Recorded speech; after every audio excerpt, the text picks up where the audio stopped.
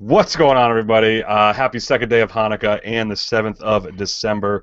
It is the first show of December here on 2015, and this is the Secret Spiritual Podcast, episode number 130. The big 130. We are 20 away from that number we've been going for, 150. We're like, well, after 150, this thing isn't shaking out, then we're screwed. But nope, we're still going. We're still here, and we are talking about the best ofs this year that we're going to be doing next week, the best of 2015. But to start, I have two beers because I don't have a beer fridge up here, so I need to make sure I have enough. I don't want to leave this place, and the 8:30 train's about to roll by, so that's how we're doing this. But I'm drinking the Machine Pills by Bunker, and there's a sweet look at the can right there. Machine Pills, and it is pretty good. And I will pass over to Carla. What's up? That is a good-looking can. I am also drinking out of a can. I'm actually drinking Oscar Blues' new IPA that we got a little preview of when we were out for the Beer Bloggers Conference. Oh, nice. Picked up a six-pack of it and really digging on it. It's quite good. Very happy about that. Awesome. Shano, what's up, my man? Hey, how's it going? Sean Jansen from twobeerguys.com. I'm currently drinking a Jolly Pumpkin La Parcella, which is a #1 pumpkin ale. Oh, nice. How's that? Ooh, it's quite delicious, and it's got it's a little sour, a little tart, as you would expect. I always forget, where are they out of, Jolly Pumpkin? Michigan. Michigan. All So right, man. They're doing all right over there. So this is actually classified as an ale brewed and flavored with pumpkin, cacao, and spices, aged in oak. Nice. Yes, it does not taste like a typical pumpkin beer at all. What are we looking at for ABV? We are coming in at a big 5.9. Whoa, jeez. Yeah. See, I don't know why I'm shocked to see a bomber that's under like 10%. It's weird. Like, I don't know, for some reason I see a bomber, I'm like, it's going to be a little bit more than. Yeah, look at that label. Let me get on that. Yeah, looking good. That might And win. it's officially from Dexter, Michigan. Dexter, nice. Yeah, so Michigan's got founders. They got these guys, and then some. Bells. It's awesome. They got a lot of New Holland. But it's a big state. It's like Maine in that you can travel the whole. It's a lot of state. And they're very big on their beer. And it's one of those things that nobody ranks them. When they're rattling off states that you need to go to for beer, Michigan does not usually come up in people's mouths. But having visited there a couple times now, yeah, you need to go visit Michigan. Grand Rapids in particular. And I think we're getting in that. If for those that are watching or listening, head on over to SBLPodcast.com for the link to the show notes. Sean put a story in there about the number of breweries that are growing, and I think the answer to that, like, where's the best beer town or state, is becoming more widespread. I mean, it used to be that the 4 or 5 hotbeds. Now, I mean, if you're local, if you have a local brewery in your town, you may as well just be beer cheerleader for your town. There's endless amounts of places you can go now to have like a good beer. And this article might actually state this interesting stat where there's like X number of states that have over 100 breweries. Jesus. There are 15 states that have over 100 breweries. 15. So that's 1,500 of the 4,441. It's interesting too, and I wonder. The link's there. It's from Brewbound, and it says the top beer producing states. I don't know, what's Pennsylvania's got to be Yuengling, right? Yep. Ohio's got to be Sam Adams. Yes, Sam Adams is brewed in. But Ohio. what's New York? FX Matt? I mean, what? I'm trying to figure out or is it Cooperstown? That's not that many. That's not that much. I'm saying so. Yeah. So they also have 2.9. NAB. Do they have one in New York? Yeah, where they do Genesee. Bingo. But that's a lot, man. But they could also be... There's some of their production in New York. Oh, is there? Okay. But that's where 312 is brewed, and Honker, and those are in upstate somewhere. And I apologize, I was not reading it. I was going by just a glance. It's 4,144. Okay. So there's still the right numbers of fours combination, but just the one was in a different spot. Yeah. So my question is, there's some really tiny print on this graphic, and I can't read it, but in the top producing beer states, does that count craft or only, Oh, or wait, it is a big, because yeah. if it's non-craft, then you've got stuff like Leinenkugels and what's that one that nobody can get up here that they're It all going. says, I'm zooming in as far as I can even try to, ooh, it says 215 census on 2014 production of, yeah, then it goes, it says craft breweries Oh, it does. Okay. at So the very end. Wow, yeah, that's a, It's craft? it says, I wouldn't guess it. it says, sorry, of something and independent craft brewery. So there's a word that starts with an S. That I don't, small and oh yeah, independent. yeah, so it's a 215. So wait. So that is telling me that Pennsylvania is on top of that list with 4.1 million barrels. That's Yingling, isn't it? Gotta be. Yeah. Oh, right. Yeah. So for some reason, so yeah, the graphic's kind of weird because it highlights something that's not the top first, which is kind of Oh, interesting. oh no, what it is both sides of the graphic. I'm sorry. Okay, so the left side is in 1873. Who was, Oh, and on the right side is Jesus. We have fun reading I these know. things. Well, I scrolled down and I couldn't see the top of it anymore. That's Yeah, what yeah, it yeah. was. So it So says, for yeah. currently 2015, we've got Pennsylvania on top with 4.1 million barrels, followed by California, and then Okay. California, Colorado totally get that. I'm a big. There has to be something big there that we're not thinking about. Yeah, it must be Victory? Well, Victory's pretty big. Trogs? Trogs. Okay. It's also large. That's got to be it. I mean, I don't. But still, that's quite a lot. Oh, yeah, I mean, because again, Yingling is I mean, by all intents and purposes, considered craft.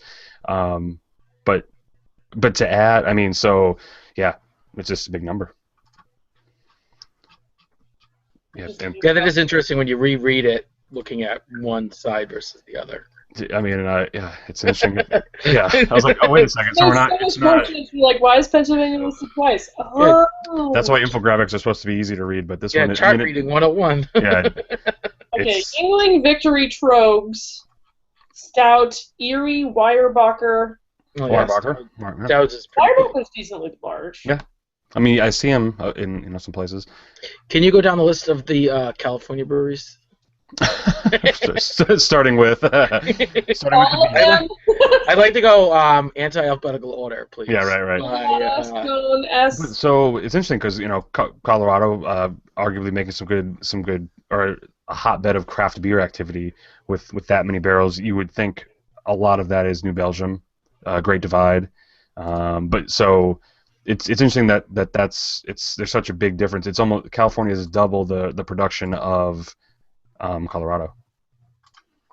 Bigger state, sure, but you would think. Who knows? Anyway, but yeah. So but that link's in the show notes. It's a pretty interesting infographic. And now, if you didn't know how to read it, we just kind of fumbled it over for you. The other part that's probably going to be interesting about this is that under which definition are these top beer producing craft states? Right. Does it change if you put in last year's classified craft breweries? That is a good question. Good question. Lagunitas and Ballast Point will produce a lot of beer. Yeah. That'll put California at the top slot there. Are they not considered in this, you think? So you think I would say that they're not. Interesting. Because this infographic came out like this month, so a couple like last week. But it says because I know who made that graphic, so I can ask them. Yeah, do that because it says that it is a 2015 census, whatever, on 2014 population of small and independent craft breweries. So, are they taking the 2014 and then just doing the numbers? Yeah, but if you can get a little extra intel. Yeah, I can get a little extra. So, yep. But Sean, hell of a point because it's like. Oh, all the nerds unite. Hey, listen, all the nerds unite forever. And that's crazy because then, I mean, next year we might be talking about more of that if depending on how the definition changes. So, random aside, yep. If you do count everything and not just craft beer, the highest selling crazy amounts of beer is being sold by the people who make Not Your Father's Root Beer, which Small is town. Insane. Which is almost a segue into one of our other topics. We can't do that topic. I won't allow it. We have to do that topic. Oh, good segue, though. Good segue. I have to honor a good segue. I just saw their Not Your Father's Ginger Ale in stores yesterday.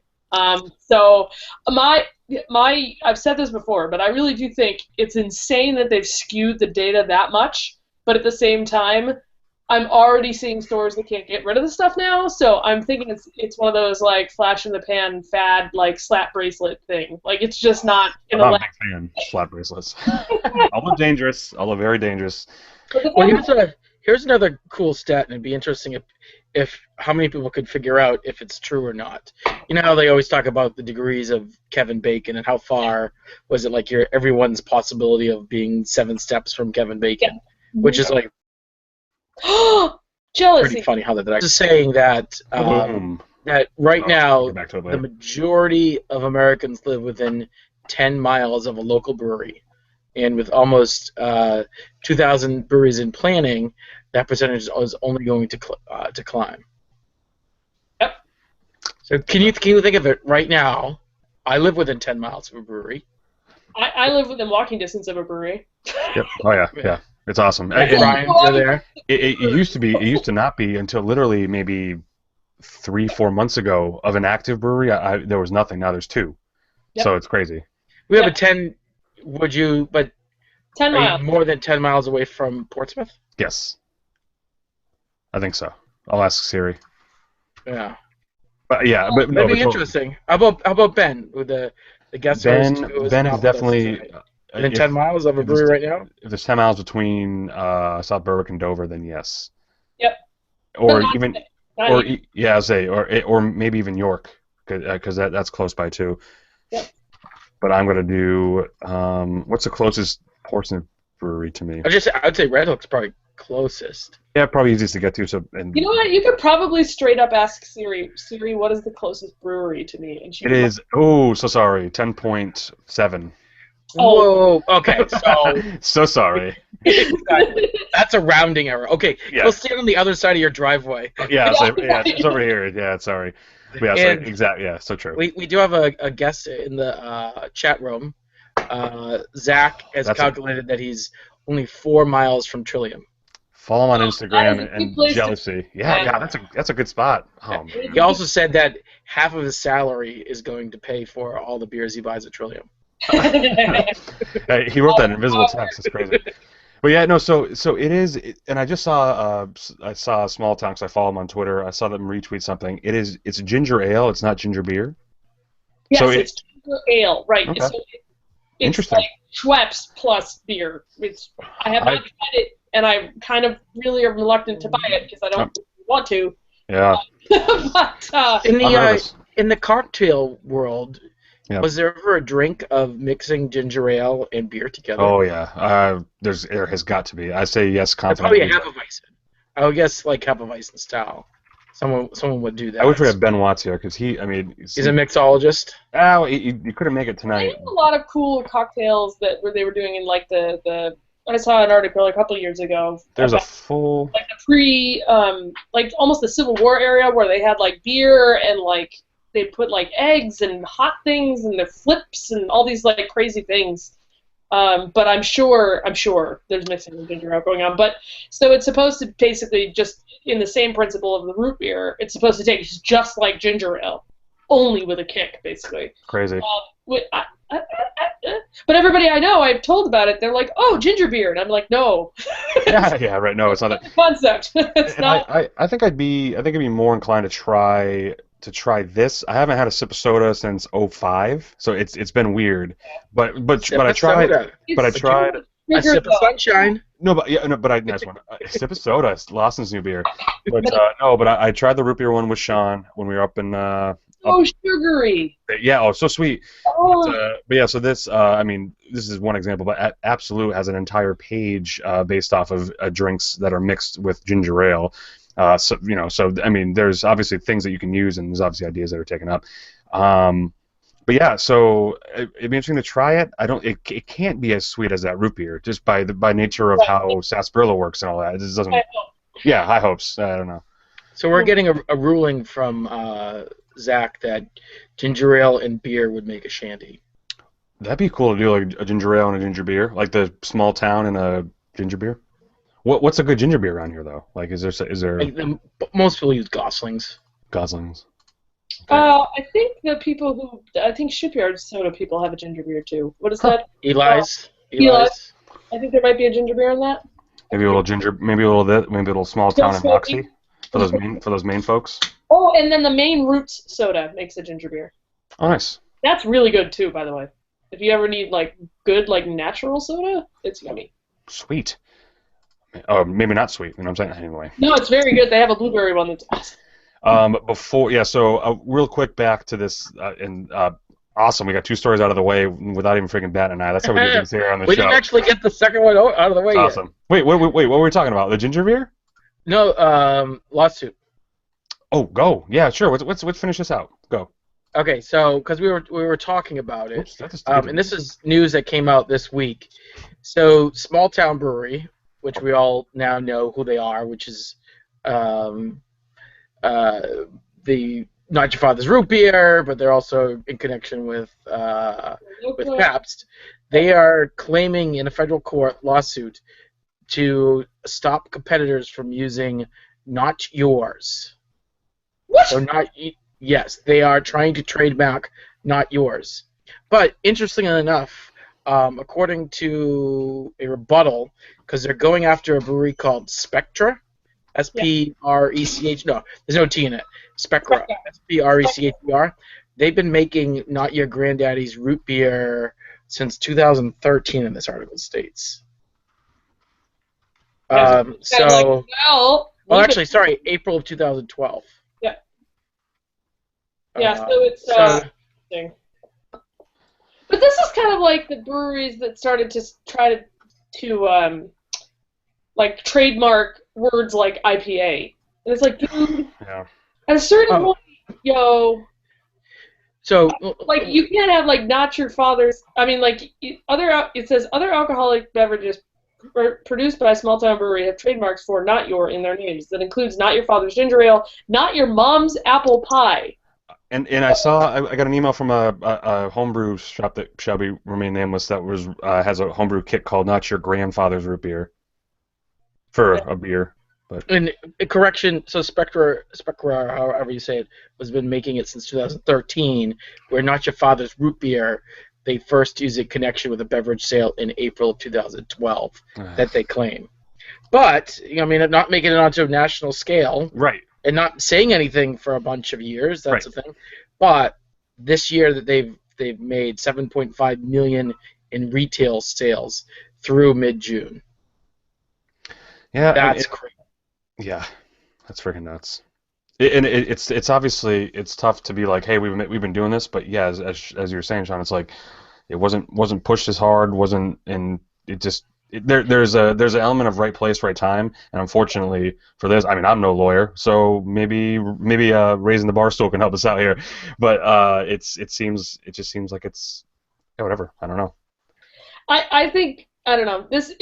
To me, this follows the same formula of the people who show up on the scene, capitalize on a trend to make the most money possible. So they are aggressively going after the money, the money, the name, the brand, the segment, the disruption, whatever they've made, they just want to fiercely do it. So they go crazy and they just kind of say mine, which again is another evidence to me that they're not going to be around long if they have to like resort to running around and going crazy with all that stuff. It's that same kind of like, well, of course you can't have a beer called pumpkin because it's got pumpkin in it. It's that kind of, I don't know. It's an attitude thing. I'm waiting for it to go away, honestly. Move up. But I think we talked about it before. What's next for them? What do you think soda they'll? Well, so I did see Spike Seltzer for the first time in the grocery store, which is that's been around for probably about 8-9 months in New Hampshire. At least that's that Spike version of it. Yeah, so I kind of want to try, but then it makes me feel like it's a spearing off ice kind of thing. You know what I mean? That's like a pre-done drink for you, kind of like those margarita mixes that already have the booze in them. Like to me, that's kind of like but that's not. I'm going to pretend this is Gruit and sell you sugary soda that's alcoholic. It's weird. Yeah. As far as what's next, I hope to God it's not a cola of some kind because that would be so gross. Like I can't. I don't know. Like they're running out of like fun sodas, and now if they go to like cola, that would be bad. It would be kind of nice if they had like a 7-Up Spritey thing, but then you're encroaching on the territory of like My Hard Lemonade and all that. Like a sarsaparilla saison. Whoa, See, that's kind of creative. it's a sassy But it tastes like saison. a beer. It'd be nice if it tasted like a beer. Yeah, speaking of tastes like a beer, this is a terrible segue. I might have to let you guys grab another news article while I run downstairs because, and this is whatever. I taste a beer and I'll review it live. It's fine. I just cracked open the much anticipated Rebel Raw double IPA. Looks like a can that many hophead seekers are going out for. Looks nice. It looks great. It says bold letters, 10% alcohol by volume, hazy from hoppiness. It is not great. And it is super strong. It is very strong. Like booze strong? Like alcohol? Booze, total booze strong. Let me take another quick sip. It says it's 10%, which is high. But it is. I've tasted something like this before, and I would not call it a double IPA. I definitely call it, this is going to be snobby, an imperial IPA, where there's like it's more on the booze end than it is on the hops, and it is not sitting well with me right now. That's interesting because when I saw the announcements for that coming out, I thought it was going to be kind of occupying that same market genre as stuff like Rising Tide's Calcutta Cutter. Yes. You know, that. So I'm going to go downstairs and get just like it. So I'm curious. Well, I'll tell you this. You must be on Norm's beer shipping list because he just came out with a post this week about the Sam Adams Rebel Raw along with the Harpoon's Hoppy Adventure. Oh. Interestingly enough, he notes that one issue with Rebel Raw may be the ABV. You can taste the alcohol a little too much. Yep, it's too much. And so to full disclosure, I didn't get this from Sam Adams. I got it from a friend of mine that lives in Mass. I was just joking. I know what you're saying. Oh, trust me, if I got it from him, I would probably also say sorry. But Carl brought up a good beer to go get. So Sean, if you want to take another topic real quick, I'm gonna go grab a Rising Tide Calcutta to do this. So I'll be right back. Perfect. Main beer for the win. Yeah. They just started putting Calcutta in the tall cans. I picked some up the other day, and it's awesome. Yeah, they did their first batch, and then that one's already gone pretty much, and their second batch, I believe, comes out on Wednesday. Yeah, and they're and I haven't been in yet, but they're unveiling a new tasting room as well. They've been working on it this past week. They were down. They closed for construction. Had kind of like some pop-up, half tastings during the weekend, and I'm looking forward to checking that out. I still have photographs of Rising Tide, like from when they were using little 3 barrels in the corner, and so it's awesome to me every time they make some kind of an expansion or change in there. So if you guys haven't been up recently, you should go check them out. Very good beer as well. What's next on the list? What can we talk about without Brian? Well, I was just gonna say that in the chat room, Zach was mentioning that he's also tried the Rebel Raw and noted that Stone is doing their February Enjoy By unfiltered. For the first time? Bless you. Yes. I tried to go on mute fast enough. You did? No, yeah, we didn't hear it. For the first time? Is that the first time? For the first time. February is Enjoy By is going unfiltered. So that's going to be interesting of how that comes out. I want to see what it looks like when a big brewery does a Enjoy By type thing unfiltered, because there are some around New England that are doing their unfiltered things, and they have varying appearances based on the thing. But the funny part is that there is a difference between doing unfiltered on purpose, versus doing unfiltered because that's everything you do is unfiltered. Right, that's true. Right. That's a good point. But it'll be has Stone done anything unfiltered before? I'm sure they have. Yeah, but not most of their IPAs, I imagine. Interesting. Sean's allergic to the beer we're talking about. Yeah, this Jolly Poker beer is getting to me or something. I don't know. Yeah. So this is funny. The link that Zach just shared with us has a countdown to when the Enjoy By 2/14/16 will be packaged. Oh, cute. So that's 32 days. So it's basically like January 9th. That's cool. Have you guys had the 12/25 one yet? I have. I like that one too. The problem for me is that I end up getting them very close to when they're almost done. Just because of distribution, like you cannot be farther away from Stone than me up here. So it's now. Have the other ones beforehand always been double IPAs? Not the Enjoy Buys, really? not doubles. This one's saying it's a double IPA. Was it? Hmm. Oh, I guess it is. You're right.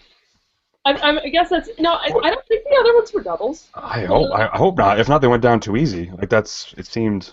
No, let's looking backwards. And yeah, this could be a weird. 5 is a straight up IPA. Oh no, it's a double IPA. Weird. What was 1031? Or what was the last one? Go back. Let's see. 1031. The first one was a double IPA. It says. I never realized that. This exquisite liquid pack. Okay. 1121 was a black IPA. Okay. 1127, you mean? Double IPA. It still says double. Sorry, I got it out before a quick sneeze. It still says double, though. Maybe that's an error. 1127? Yeah. Yes, it does. Devastatingly fresh double IPA. I did not know that. I mean, if you look at the ABVs, though, yeah, they're like 9%. I was going to say. Yeah. Which I guess I didn't realize. How much are the ABVs again, or how high? 9-ish. Yeah. And then, so I'm getting some feedback from the chat or from the Twitters about my love for Rebel Raw, and it's someone we've had on the show before said that's the trick with double IPAs. You have to try to hide the ABV. It ain't easy. So yeah, and I remember maybe it tastes a little bit too much like is it Rebel Rouser? That's the double Rebel or Imperial. There's an Imperial Rebel IPA. I believe the Sam Adams made one called the Rebel Rouser. Maybe that's what I'm kind of going back on. There's Rebel something anyway. I mean, but again, worth the try if you can find it. Apparently, it's going to be limited quantity because it's only going to be it has a limited shelf life. I think that's what the whole spiel is they're trying to go with. What's the beer that's going to be like it only has like 30 days to be able to sell? Is it? I think it's this one. It's this one. Yeah. Oh, is it? This is the one. And I think this is 1126, if I'm not mistaken. Does it have documentation on it about like don't sell it after blah blah? No, it just says hoppiness is happiness. If you don't like big hop bitterness, this beer isn't for you. It's unfiltered, blah, blah, blah. It doesn't say anything about the date, though. It says keep cold, drink now. Sounds a lot, yeah. Although I do like the scent. I mean, like, even if you don't put a date limit on it, I think the idea of putting something like drink now on your beer is not a bad idea. I mean, like, it's one of those things that's like, trust me, this one is better fresh. Like it's starting to educate a little bit. Yeah, it's even if I wasn't into it, I still want to see what Sam Adams is trying. Like the R&D department there is probably the best thing that we as beer drinkers can see, because they have the money to do pretty much anything they want, but like not on a pilot. Like the world is their pilot scale. Like they can just put out a beer like this and say, what do you think? Because they have that kind of quiche. But yeah, so I did, Carla, replace. I haven't opened it yet, but Calcutta in the house. Thanks to BM Watts, he picked this up for me. He didn't have to.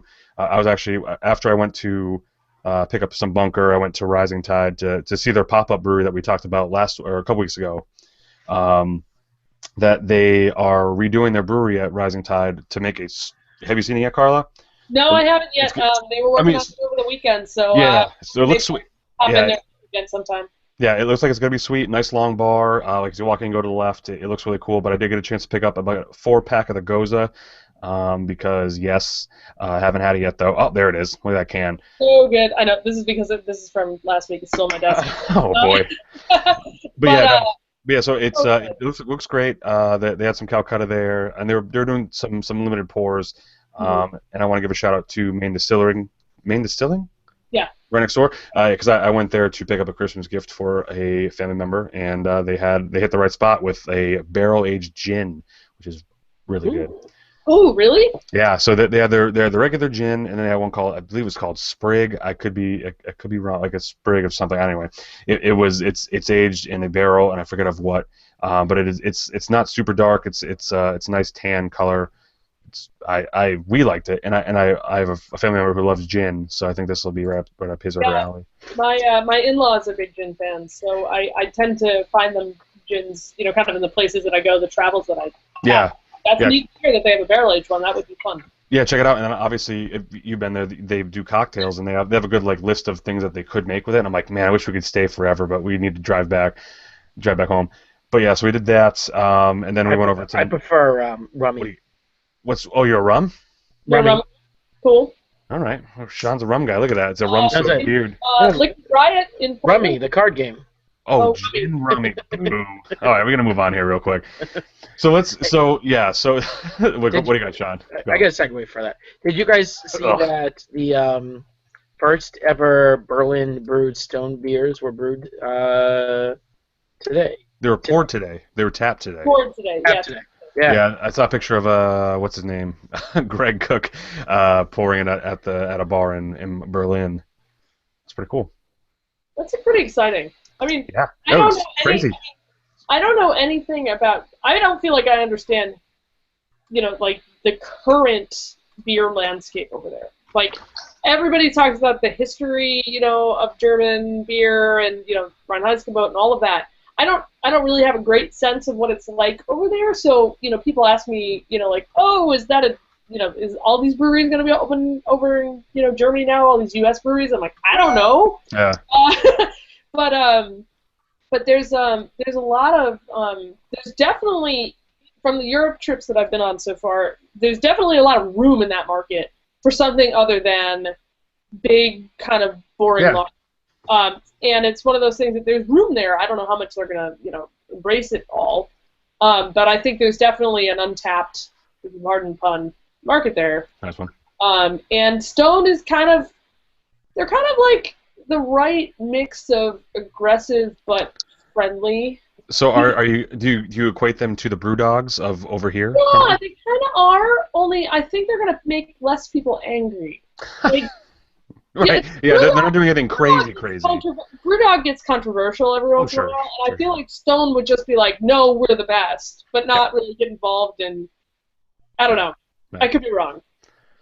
Yeah, no, I totally agree. I mean, but they're definitely in the I don't have anyone to ask. I have people that I could ask to see what they think, but like who who are they thinking about as far as like one of their U.S. breweries they want to try or something like that? Because I know Brooklyn has a big presence in the U.K. I don't know if that reaches as far out as Germany or anything like that. But yeah, I've had some friends come over from Ireland that say, you know, we're always looking for something, and every time an American craft beer is tapped, no matter what it is, they want to try it, obviously. So, which is kind of like Sean, if you know, go into the real ale, the Nearax, it's like I mean, it's cool to see the breweries that we know and love here, but if you see a cask that's from like Wales, it's like I want to try it just to see what they're doing over there, you know? Right. Exactly. But yeah, so those topics are on the show notes. Thanks for taking that as I went to get my emergency backup beer, which I honestly didn't think I need, but it happened. But whatever. Sorry, Sean, your 31 days of Christmas calendar's gonna have to wait on that one. Damn it. I was hoping to bring that one with me, but it's gonna be something else, which we'll talk about in a second. What I want to talk about real quick is I believe next week we're gonna try to do a best of 2015 awards show. I know we do a year in review show, but I think maybe it's time that we try to put a document out there with some categories and say, here's our opinions on what we think have stood out to us this past year. And if you think that's tough to, you know, nail down, try 4 different people trying to come up with some things and then just, you know, put it out there. But we have a document going that's private for now, but we're gonna make it public. What we want to know from you guys and gals that are listening and watching the show, if you want to know any categories, basically kind of like an AMA. What do you want to hear us kind of talk about? So for the categories we have so far, because we're not necessarily a New England focused show, but we're all from New England. Our 2 big categories are best brewery, and we have a best brewery from each state, so the 6 states in New England. We also have a category for the best new brewery of 2015, which can span the globe. So if you know anyone of us has something else outside of New England, get in there. We also have best beers from each state in New England, as well as best beer of 2015. So that's kind of where we can get out and be creative and say something that we've had that, or it could be the best beer that we've already mentioned from another state, so totally fine there. Also have best dark beer, and I don't know what you guys think about this. I said dark beer because I started out by saying best stout. Then I'm like, it could also be best porter. What you say, best dark beer? What do you guys think about that? Is that too? Should we break it out and there's a couple more? Or? I like dark beer because it kind of encompasses.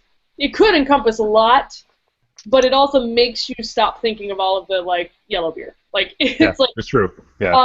I think if you restricted it to stout or restricted it to porter, it would be harder to pick, or it would just be so limited. Like there are darker beers that are not porters and stouts that I think don't get a lot of recognition because everybody always says best IPA, best whatever. No, here's up there. Here's where this gets kind of dicey then, because on our personal sheet we kind of I use it as a scratch pad for now where I write multiple things. Eventually we need to get down to each one of us has to have one definitive answer for this category, which sucks ass, but we're gonna do it anyway. That's my one swear allowance right there, Carlos. So take it. Shoot from the hip. Yeah, shoot it. But I did in the best dark beer category. One of them I listed as either a cascading dark beer or a black IPA. Does that go in the IPA category or does that go in the dark beer category? What are we talking about here? Is it dark? Yeah, it's dark, but it's also. What if it's a black IPA? So, but again. Yeah, you're breaking my brain. I know, totally. Well, I'm still at this point. If it shows up, it'll show up, but I'm not sure. This is our definition of these categories, and we're not fighting for one spot. So, like, we can have, right. Like, I can have an amazing Imperial Porter, and you can have an amazing Black IPA, and it would still deserve the recognition. But then you might have a good, better traditional IPA. I would not fight you if you put a Black IPA. Okay, cool. Category.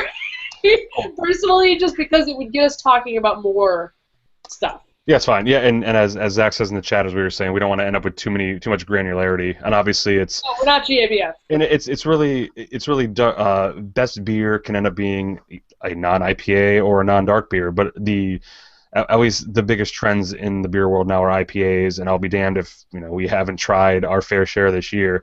So obviously IPA needs a standalone category, and then dark beer just because it's the other end of the scale, but it might not be. Depends on the answer.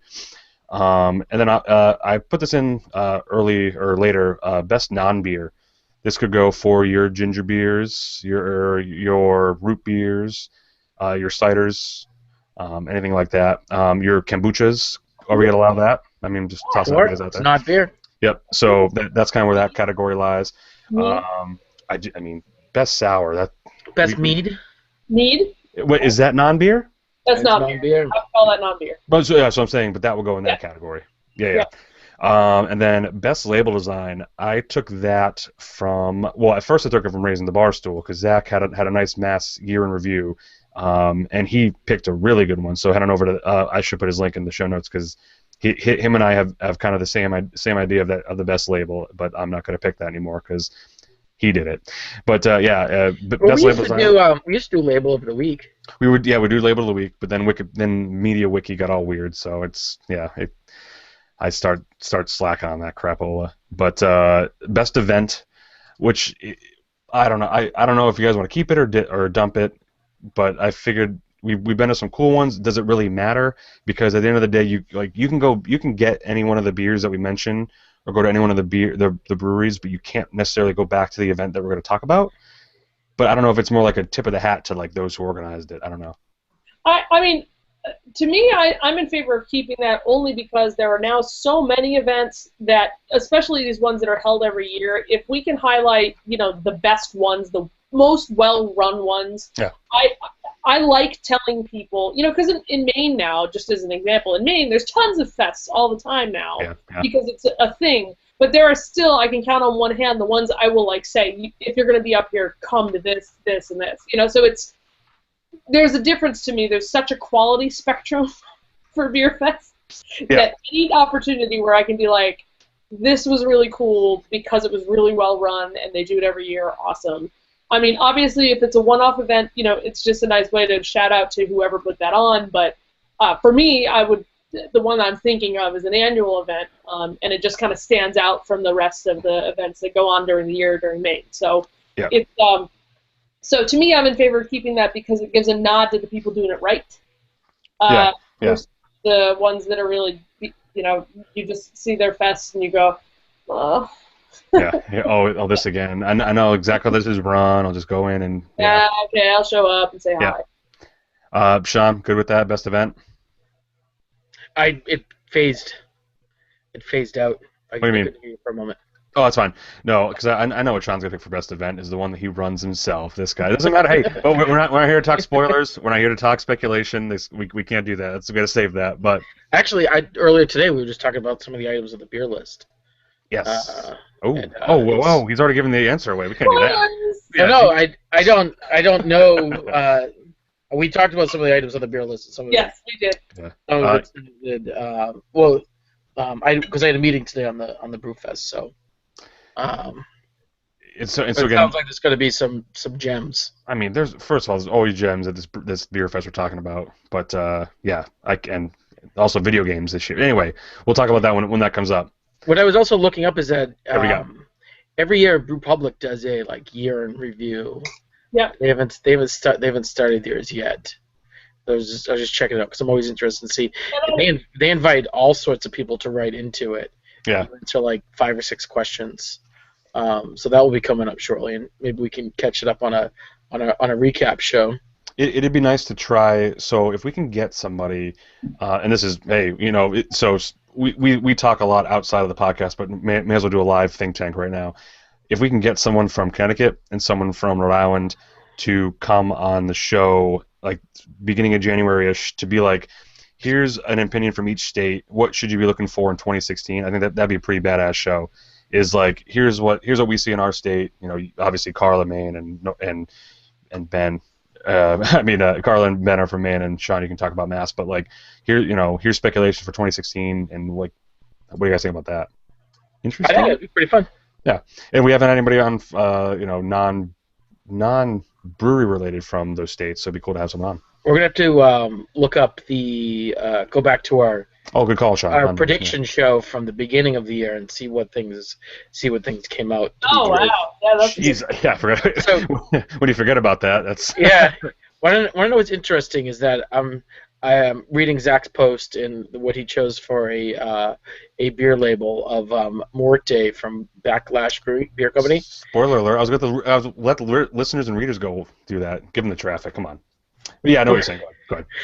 No, I was gonna say is that looks exactly, besides the knuckles, looks exactly like Amber's Halloween costume from last year. Yikes! Are you saying Amber looks dead? She did the whole Day of the Dead. All fake painting and everything. So I'm looking at it that. That looks like Amber's picture on the label. And so next week we're going to be talking about some woman sues Backlash. What would be really funny is if we each found the one label that looks closest to us. Oh man, that would be hilarious. That's going in there. We need to do that. Your own label doppelganger. I was gonna say label doppelganger. Nice one. Label doppelganger. Oh my god! And so what we'll do here on our list is if you happen to stumble upon for some reason one of us, just put it in our box and so we can look at it. You know what I'm saying? But oh my god, that's awesome. So I'm gonna put the Day of the Dead for Sean, just because that's it looks like that lady. That's a great category. That's a fun category. Be the worst beer too. So Ben might look like the guy from the Not Your Father's Root Beer. No, he doesn't at all. But not the case. You say you're putting in a worst beer category? Because no. No, we can't do that. It's best. It's best of. It's not best and worse. Okay. No. No, yeah, because part of me was thinking not. I was just thinking out loud, but sorry. Okay. Like most hype, but now we can't do that. It'd be as good as the brewery most like. Do we lose him? Oh, wait, say that again, Sean? It'd be the same as doing the brewery most likely not to succeed category. We'll talk about the before we I have an easy answer to that. I'm not saying it out loud. before we hit the go live button. We'll talk about it real quick, and then That'll be our decompression. Yep. So we got, and then the last few are best tap room, because there are some gorgeous tap rooms in the area, and this is wherever we've been. As a train bell tolls, let's just let it go by, because I mean this is a. So how about this? Yeah. Are we doing that? Oh, Shano. Our answers. Hold on, Sean. Wait for it. Go ahead. Are we There you go. saying that? But now for you, too, New Carl. England. You're cutting out for me. So Yeah, I'm cutting. Yeah, you're cutting out for me too. Okay. I don't know why. I'm just asking if our answers are required to be something from New England. No, not at all. So Oh. only when the category states. Right. So like I mean the categories are like best brewery New Hampshire, best brewery Maine. Oh, okay. Wherever there's no state, it could be anywhere. Yeah. My I think for the general ones, we should make it even harder and have to pick something that is of New England. So do you want to add a separate category for New England for these You know more what I mean? general? Like if it's a general thing, like the best We could try tasting, for the best tasting room that you went to. That's what it is, though. Okay. Wait, well, it's yeah. What are you saying? I'm not looking at the questions. Oh no. So I'm all it just- says is best tap room. So it could be Right. whatever the hell you want. But it should be, we should say best tap room of New England. That's what I'm proposing. I will put it in there. I don't know where. I don't know where Ben or Carla is thinking. Mine happens to be New England, but I will put a best tap room New England, which is fine because if Carla rebuttal. Oh, no. I like that idea. The only thing is, what if there's, a lot of us have done some beer travel this year, so what if it's the favorite beer destination? Like the place that we went in 2014, which is awesome. I don't know. So should we do best tap room New England and then best beer destination and not do a general best tap room? But like make that be more about us, like best beer place you traveled to this year. Cool. So, Yeah. Something like that, because we've all been in different spots, right? I mean, I don't know. Yeah. Best beer travel we've done. Spot. I don't know. Yeah, something like that, because that'd be kind of cool, because we can talk a little bit about why that was awesome. Sweet. I like that. So we have two best tap room categories. We have one New England and one general. And if for some reason those are the same, then those are the same. But we also have best beer store, which is definitely tough because we're gonna get into some big. I mean, I'm a big cheerleader of New Hampshire beer. Wrote the damn book on it. Awesome. But there's stores that I like more. But again, there's like runners up that are like right there. But we're doing the hard task of like picking a store. It sucks. So as long as everyone can take the Band-Aid that we're about to rip off. So that's kind of what worries me is like we're picking best brewery of this state, and then it's like I'm gonna walk into a brewery of the same state and like, hey, thanks for picking me, but it wasn't you. But I think it is what it is. We're just picking the best of the best here at this point. Well, I mean, and we will do this show with like humongous caveats of like we love a lot of things. Right. When we're put on the line, we had to pick one. This is it. And, yeah. And we love a lot of things. And but tonight, it's not you. Yes. Thanks for watching. Should we dress up like the Academy Awards? Oh my God, I'll wear a suit coat. I'll wear a dress. Oh my God, I'll tell Ben. We'll see what happens. Oh my God. Fancy. But I think because it's not really nominations or anything, it's kind of like what we think, and they don't even. And it's best store in the world. So, but you had to have been there. The caveat to all of these is we had to have been to the brewery, had the beer, been to the store that year. So you can't. I can't go ahead and say like I can't go ahead and say a store in Colorado. Yeah. Even though I may have been there, whatever. But last year. But yeah, so that's kind of the thing. But I could say like Bailey's Tap Room. You can say if you've been there this year, then you can definitely say Bailey's. So get in there. So yeah, and you can totally say that. So then we also have as suggested on Twitter, which again, if you guys think we're missing some cool odd categories, then get in there. But we have I put best bar in there. So there's some good bars out there to go along. That's gonna be hard for me. It's gonna be tough. It's gonna be tough. Oh, you're gonna have a hell of a time. I'm not saying my job's easy either, but you're surrounded. We also have best new brewery name, which I thought's pretty cool. Best new brewery name. Yeah, Name. I like that. Yep. So there's a lot of cool ones. There's a lot of interesting ones, but and maybe to go with best label design, we do best brewery logo. Is that getting too granular? I feel like that's still a little too granular. That's fine.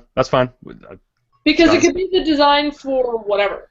You know what I mean? Like, if we're talking about label design, that's kind of like their whole branding, so no need to kind of call out just the branding by itself. Totally. Yep.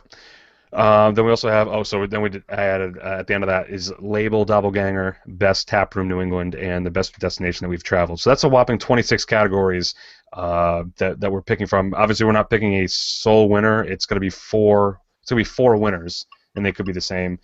So by the beginning of next week, we're going to have these rounded out, and we're going to do a show on it because even though it's not necessarily the end of the year, things are kind of getting hectic for us all, so I'm trying to give everyone some time to travel and enjoy the rest of December and the holidays and whatnot. But do you guys think anything's missing? I think it's a good list we got going on here.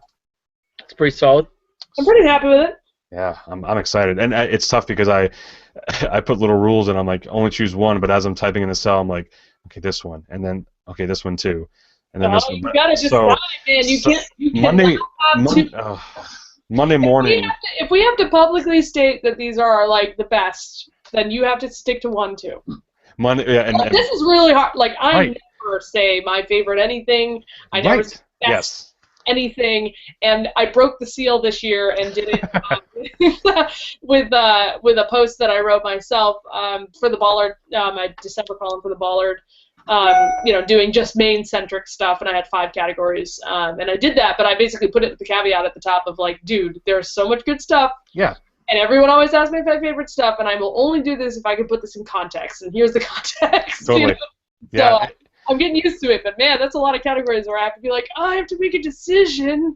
And it's rare that you'll see a beer writer or just kind of people that talk about beer all the time just try to mention it, but it's once the answers come, it's easier to see where we get these from because we talk about the breweries we love and the bars and the tap rooms all the time that we like. But now we're trying to say, okay, these are our favorite children. So it's like now we're getting in there. But how about best podcast night Mondays?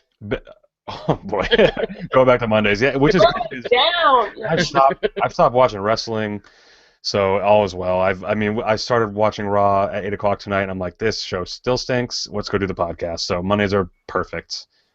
And again, thanks to the shout outs on Twitter. I'm doing some mega retweets right now. But yeah. We have 26 categories. We're gonna get to the bottom of every single one of them by next Monday's show. So if you guys have anything, or even your own, what would you say for your own best ofs? Let us know, and we'll definitely read some for the show. Yeah, if you want to tweet and lobby for your favorites. Yeah. Hey. Oh yeah. We can be swayed. We can be swayed, but we won't take any. You be swayed, or you might think of something that I forgot about and be like, oh no, that's an amazing beer. So. Yes. So yeah. We will, and then once the show starts, or after the show ends on Monday, we'll make the list public. So you have to be there live to watch and see the live results. And yeah, we'll see. Maybe we'll have an award will be like an empty can, and we'll just send it over to the winning brewery or whoever we're talking about. We'll send them like a fake template certificate from Staples, like congratulations, and then just it's Sean's face. Yeah. As in they take the can and they crush it.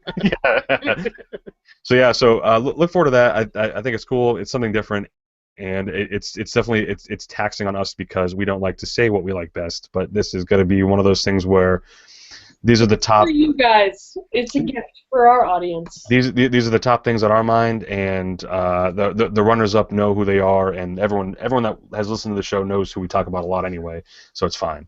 So Budweiser, right? That's all I got. So that's gonna do it for this show.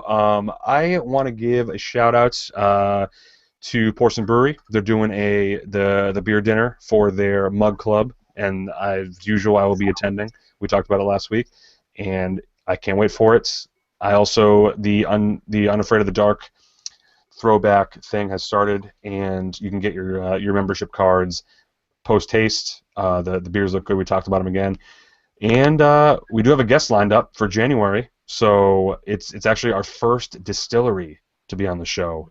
So get ready for that. We might actually get some to try for the show. That'll be an interesting show. So so we'll see what happens with that. But I don't think I have anything else happening that's worthy of talking about. I'm making a trip to Treehouse on Saturday because I'm going down there for the weekend. So I'll keep an eye on the Twitter to see how crazy those lines are. But I still, if the lines are anything like Bissell's was on Saturday, which they put a Instagram video of a drone that was flying overhead. Oh my God! But luckily, Frosty DG on Twitter said they started 2 lines now. Carla, did you know this? No, I have not heard the deets of that. So 2 lines, one of which is cash only. So seems cool. But it's cash only and go. Other line is debit, credit, and then like beer to stay kind of thing. So which I think is a great idea for those that just want to get a beer and go. That's fine. And I think it's a lot easier for them to have one line, even if it's cash or not cash, to have one line where they're literally just handing over the cans and getting people out versus taking the time to pour.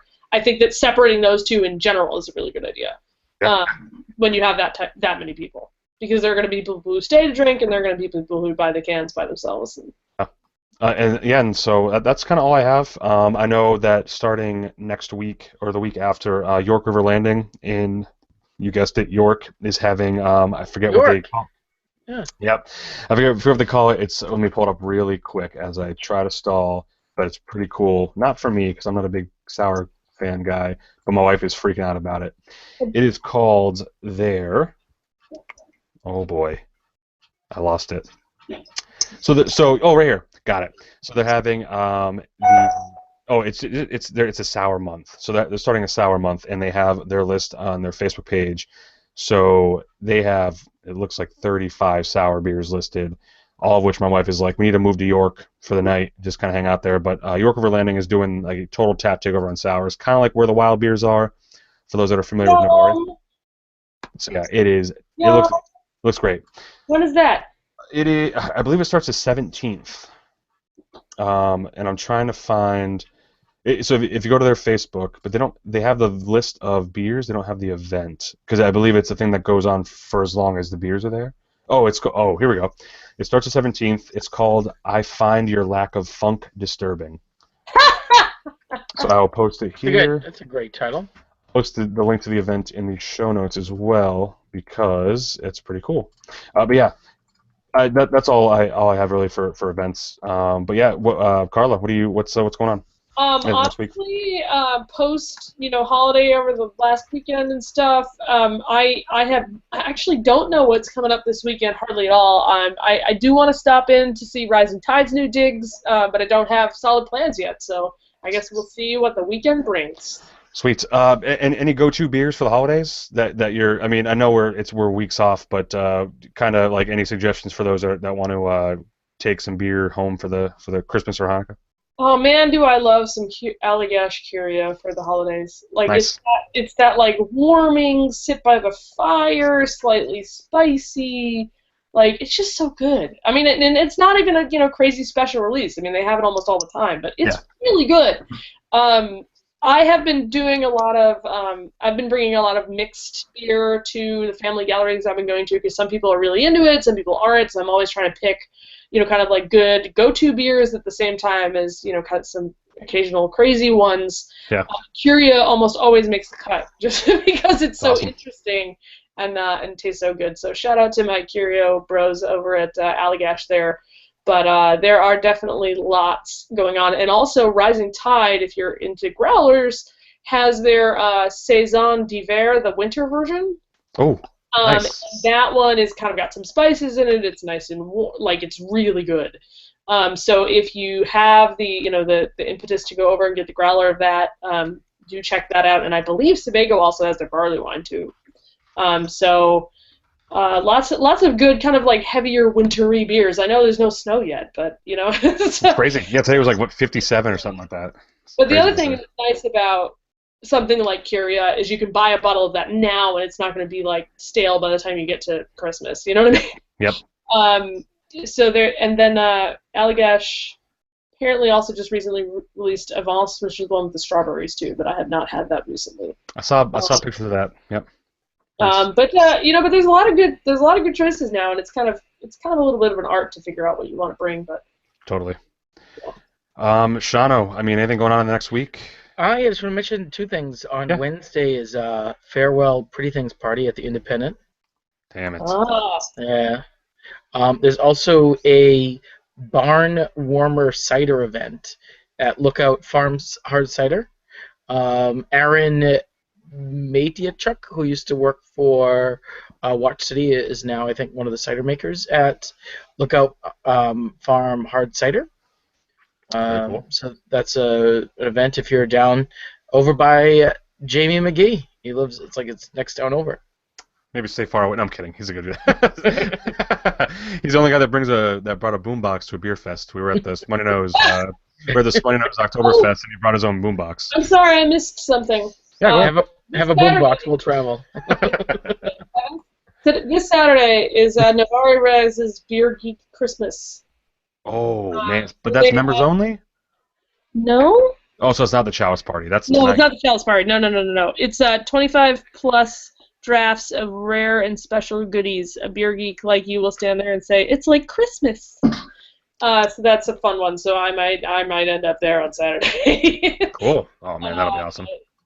They know how to throw a party right. It's also the same day as the Maine Beer Company dinner release. If anybody's into standing in line in December outside in the cold. if you guys want hot tips on that and how to do it right, follow Frosty DG on Twitter because he's found the master plan on how to survive a dinner release. Nice. You told me about it, and it is like. Does it involve a flask of warm liquid? Because no, yeah. I could bring whiskey with me for that. Oh, totally. Yeah, no, he's. I'll tell you off this. It's like, wow, why did I not think of that? But yeah. No, this event is sold out, but if you have a ticket and you're going to it, that's awesome. Have you heard of a few of our favorite things beer dinner? No, where's this? Hosted by Throwback next Wednesday, December 16th. I'm going to it. I just didn't know what it was called. Damn it. Yes, I'm going to it. Yes, which will feature Fat Alberta. Oh, man. Ooh. Fudgy chocolate brownies. Oh, man. Steak tartare. Steak tartar sauce. Cool. Yeah, steak tartare. Yeah, no, yeah. So it's supposedly it's their first like beer dinner at their place, but Fat Alberta's coming out the 13th. Yes. So that's this weekend. So it's coming out Sunday, which is madness. So it's their first release of that beer at the new place. So grab it there, and then if you're going to the dinner, say hey to me. I'll be there with the wife, and yeah, it's so. How about an ugly sweater party that's happening this weekend? Yes, is that the 12th? Yeah, Saturday. Yep. So the 12th at Whim, right? Yep. Oh. First one I'm gonna miss. That's gonna be a bummer. Because I'm going to Western Mass. Darn.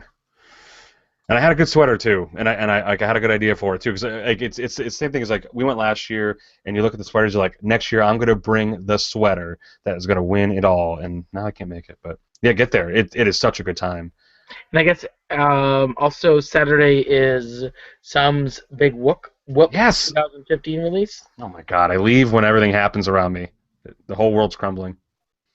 Exactly. Yeah, those events were brought to you by Facebook posts. That's fine. Oh God.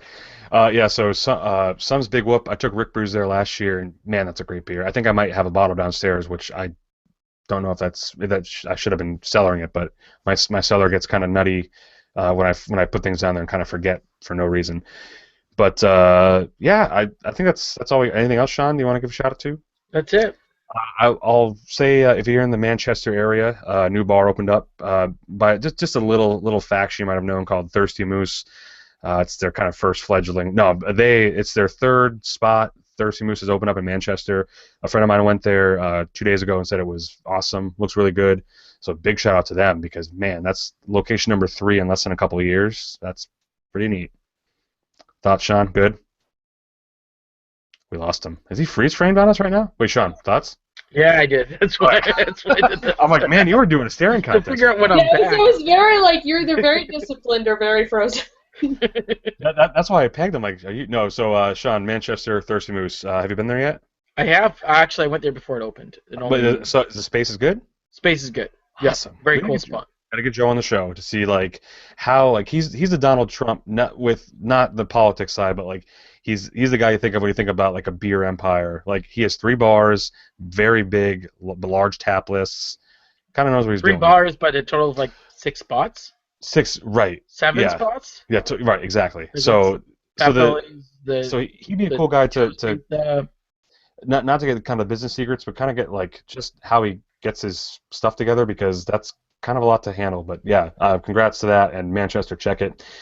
But yeah, that's all I got. So if no one has anything else, we're going to shut this down and get ready for next week's 2015 year in review. So Sean and Carla, I'm going to raise my can of the beer that I chose second, which should always be first, Calcutta Cutta. Cheers to you guys, and we'll see you next week. Cheers. Cheers.